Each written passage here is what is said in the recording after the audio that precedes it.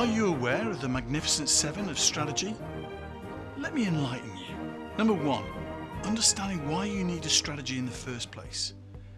Seems obvious, but a lot of senior teams don't invest the time and effort into formulating a winning strategy. And that's because they underappreciate it. They don't really value it. Number two, don't confuse vision with strategy. We get this a lot. Vision is the construction of a mental picture or painting of what you want your business to look like at some point in the future. Strategy, on the other hand, is how your organization is going to deliver this future business profile. Three is don't formulate your strategy in isolation. Either the CEO in his own head or her own head, or worse still, each member of the senior management team doing their own thing, working out the planning and the budgeting for next year. Then everybody goes to Brighton and they all present their strategy. It's all glued together with sellotape and sticky tape, and it kind of hangs together. But it isn't joined up thinking, and it's not probably a great strategy. And by the way, for the record, I love Brighton.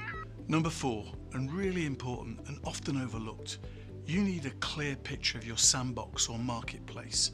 Now let me explain what I mean by that. Your sandbox or marketplace is where you operate. It's really important you understand end to end who are the influencers in that sandbox, who sets the rules, what attitudes, behaviours, beliefs and norms are practiced in your sandbox. What's your position in the sandbox? How can you change these attitudes, beliefs and norms to your advantage? Number five, identify new and emerging trends and their implications on your business. Okay, so nobody can predict the future, but what you can do is declutter your understanding of what the future might bring. And this will help you understand your vulnerabilities, those opportunities, and equally those threats. Number six, agree on your driving force. What sets you apart from the competition? What's at the heart of your DNA?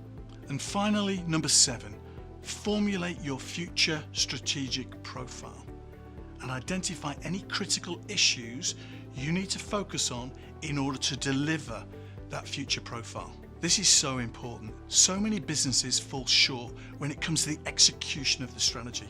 That's why nailing these critical issues is so key. You will probably have identified maybe 6 or 7 critical projects or critical issues. It's really important that with each one, you understand what does success look like, who owns it, who's on the team, how long will it take, how do you need to resource it, and finally, what are all the deliverables that you need to nail in order to make that critical issue happen. Once you've done that, you will be able to execute your strategy really effectively. So, be magnificent. Use the Magnificent Seven.